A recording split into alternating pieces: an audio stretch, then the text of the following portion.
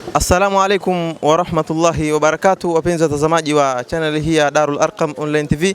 Ni tarehe 13 ya mwezi huu wa 3 mwaka 2026, na leo alhamdulillah palikuwa na fainali kubwa kabisa ya mashindano ya Qur'ani kwa njia ya tajwidi katika msikiti huu wa Kitumbini. Ni kwa awamu nyingine tena hapa tunaye Sheikh Muhammad Boki atatueleza vipi fainali hii ya leo ameionaje na analipi la kuambia wasomaji wa Qur'ani. Wewe kama mwalimu wa Qur'ani unalipi la kuambia wasomaji wa Qur'an? Assalamu alaikum warahmatullahi wabarakatuh. Kwanza umeonaje mashindano haya? Mashindano ya mwaka huu naweza kusema yamefana vizuri, na kila hatua jinsi tunapozidi kwenda mbele naona mambo yanakuwa alhamdulillah ni mazuri zaidi, na ninawasisitiza wasomaji wa Qur'ani ni kama vile ninavyokuwa naelezaga kila siku, ni kwamba wajifunze tu kusoma Qur'ani katika hali ambayo ni nzuri na kwa kudhibiti hukumu na sheria ambazo zinapatikana katika usomaji wa Qur'ani. Kwa hivyo msomaji itamsaidia kuongeza kiwango na kufikia katika marhala ambayo inakuwa ni nzuri zaidi. Naam. Labda katika wasomaji 10 ambao kwamba wamesoma kuna baadhi ya makosa ambayo kwamba wewe binafsi umeyaona, labda unaweza kutoa kosa gani moja endapo mtazamaji anapotazama hapa akajirekebisha kupitia klipu hii? Kwa kutoa makosa hapa naona si sehemu ambayo itakuwa ni nzuri zaidi, lakini makosa yapo. Kwa mfano labda makosa yapo kama ghunna, kama vipimo vya mada kuenea katika kipimo chake cha mada ambacho ni sahihi, lakini kuna mengine ni ya darasani zaidi. Haya mengine ni ya wazi ambayo hata mtu mwingine anaweza akayaona, lakini mengine ni ya kidarasani zaidi, kwa sababu hata unapokuwa jaji kuna vitu ambavyo wale watu wa kawaida vitu vivyo hawavioni, lakini wewe kwa sababu una taaluma na lile jambo, vile vitu unaviona na vinakuwa ni makosa katika usomaji wa Qur'ani. Vizuri zaidi lakini ni kuambizana na kuelezana kuhusiana na usomaji wa Qur'ani. Kama juzi hapa tulikuwa na mashindano mengine nikiwa na jaji mwenzangu ambaye alikuwa ni Mmasri, yeye anasema kule kitu cha kwanza alisema ni adhibtu fil ahkami, yani mtu adhibiti sheria, na cha pili alisema na alhifz, yani kwamba hifadhi, na cha tatu ni as-sauti, na lakini alisema as-sauti min babi dharura. Sasa huku min babi dharura huku ndo watu wanakimbilia sana, wanaacha hivi vitu viwili vya mwanzo ambavyo ndo muhimu zaidi katika usomaji. Kwa hiyo wafanye jitihada kwanza kuijua ile Qur'ani yenyewe, na hata hivi vitabu vya tajwidi vya nini, kama kitabu chetu cha Hidayatul Mustafidi tunaambiwa kwamba pale ni saunu lisani anil khata'i fi kitabillah, ni kuepusha au kuzuia ulimi uepukane na makosa katika kitabu cha Mungu ambaye ni Qur'ani. Hilo ndo kubwa zaidi. Naam. Neno la mwisho kwa mlezi wetu Sharif Said Ahmad. Neno la mwisho kwa Sharifu kwa kweli kwanza ni kumuombea Mungu. Hilo ndo la kwanza ni kumuombea Mungu, kwa sababu leo hakuhudhuria kutokana na afya yake haikuwa sawa, na alikitamani awepo, lakini kutokana na hali ya kiafya, kwa mpaka hivi alikuwa bado yuko hospitalini, na hata asubuhi alisema akipata afya, yani akijisikia vizuri atakuja moja kwa moja katika mashindano, lakini bado hali yake ilikuwa haijataka. Kwanza kikubwa tumuombee Mungu, kwa sababu yeye ndo murabbi na ndo mwenye kuendesha hili jambo. Ina maana hata sisi kuwa hapa ina maana ni tuko tahta riayati, chini ya usimamizi wake ina maana. Kwa hiyo kikubwa zaidi ni hicho, na yeye pia anatupa muongozo katika haya majambo mpaka tunafikia hapa inshallah. Naam. Sheikh, labda kulikuwa na uzito kiasi gani, kwa sababu tumeona ujiangalia usoni mtu ndo umchague hapa katika ujaji ule, kulikuwa na uzito kiasi gani mpaka mkaweza kuwapata wale watatu katika watu 10? Nimeeleza mwanzo katika ujaji, yani kuna vitu ambavyo tunaviona sisi ambavyo watu wa kawaida hawavioni. Narudia tena kwa mara ya pili. Kwa hiyo kuna vitu vingine ni vya kitaalamu zaidi, kwa maana kuvieleza hapa hivi nataka darasani. Nataka darasani. Nakushukuru sana na asante sana. Mpenzi mtazamaji, tukimalizia hapa na bingwa kabisa huyu al-Ustadhi Muhammad Mdidi.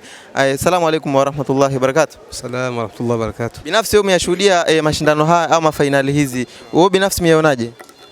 Alhamdulillah, ni fainali ambazo zilikuwa kwenye kiwango cha juu tofauti na miaka yote iliyopita. na kila mwaka fainali hizi zinakuwa zinazidi kutanuka zaidi na kupambika zaidi na zaidi. Alhamdulillah, mwaka huu tumeona utofauti wa hali ya juu, vijana wameimprove kwenye usomaji, na alhamdulillah kiasi kwamba pia hata hao majaji wamepata shida kwenye kutoa tatu bora, lakini alhamdulillah ni kiasi cha vijana kwamba kila mmoja alikuwa anasoma vizuri, haswa kabisa vijana wamesoma vizuri sana alhamdulillah. Ndio. Labda wewe kuna lipi la kuambia hao kwamba ni wapo katika fani hizi za Qur'ani ambapo nyinyi mmeshatangulia, hasa sasa hivi ni vijana hawa mnawaachia, una lipi la kuwahusia hawa wasomaji Qur'ani sasa mnaandaa vijana baadaye? La kuwahusia kwanza ni vijana wenzangu, kwa sababu pia na mimi bado kijana. Kwa hiyo kwanza nawahusia na kujihusia mimi mwenyewe, kwanza tufahamu tulichokibeba, nembo tulioibeba ni kubwa, kwamba ni maneno ya Allah subhanahu wa ta'ala tunayoyasoma na tunayoyatumikia. Yahitaji kwanza moyo wa ikhlas na ule utayari kusema kwamba tunafanya haya kama ni ibada, kwamba hii ni ibada kamili tunayoifanya na tunataraji malipo kutoka kwa Allah subhanahu wa ta'ala. Lakini pia vijana wenzangu niwahusie kuzidi kila siku kupata faida. Unajua tunaposema kipaji ni mtu kila siku awe anaongeza kitu kipya, kila siku aongeza kitu kipya na si kubaki na kile, na kama alivyosema ustadhi wetu hapa Muhammad Boki, anasema kwamba vijana wengi tuko kwenye sauti, lakini tukaacha yale mambo muhimu ya sheria. Sasa tumebezi tu kwenye sauti. Leo mtu akisoma sauti iko juu sana na hivi akashangiliwa, naonekana kama ndio msomaji, lakini kumbe kuna mambo kwanza ya muhimu zaidi na zaidi, alafu sauti ni kitu cha ziada tu kule. Kwa hiyo muhimu kwa tutafute walimu ambao kwamba ni walimu kweli wa Qur'ani, wako vizuri kwenye Qur'ani, halafu tuwe na ile ari ya usomaji wa Qur'ani ipasavyo, ama ile inayohitajika inayotakikana, tuta-improve na tutaenda mbele zaidi. Kama taasisi Al-Muhajir Foundation, mna malengo gani ama mna mpango gani wa kwenda kuanzisha hafla kama hizi katika mikoa mbalimbali ama vijiji mbalimbali kuweza kuwapata vijana watakao kuwa na fani nzuri ya usomaji wa Qur'an? Nyinyi kama taasisi ya Al-Muhajir Foundation mna mpango gani wa kuanzisha? Kwa sababu tumeona kuna baadhi wanauliza vipi mkoa fulani, kwa sababu taasisi hii ni kubwa. Sasa nyinyi kama taasisi mna mpango gani wa kuanzisha mashindano haya katika mikoa mbalimbali na wilaya mbalimbali kwa ajili ya kupata vijana ambao ni chipukizi katika fani hizi za usomaji wa Qur'an kwa njia ya tajwidi? Ijapo kwanza si msemaji wa taasisi, zungumza na Sheikh labda. Sheikh, labda mtujibie hili swali, kwa sababu kuna baadhi ya watu wanauliza kama taasisi ya Al-Muhajir Foundation mna mpango gani wa kuanzisha mashindano katika mikoa mbalimbali ama wilaya kwa ajili ya kukuza vipaji za vijana wetu hawa? Huku tumeanza ni mwaka wa 3 huu, lakini tunataraji huku mbele tutatanua wigo kiasi kwamba na hii hali na mikoa mingine ipate hizi namna hizi za usomaji wa Qur'ani na kukuza vipaji. Kwa hiyo tumeanza sisi ndo tuna mwaka wa 3. Kwa hiyo bado kwanza tunatengeneza mazingira, basi tutahama kwenda katika mikoa mingine na tukiwa na mlezi wetu Said Ahmad inshallah. Shukran. Nakushukuru sana na asante sana. Mpenzi mtazamaji, tukiripoti katika jiji hili la Dar es Salaam, na hapa ni katika msikiti wa Ijumaa Kitumbini kwa Sharif Said Ahmad Jamalul Lail.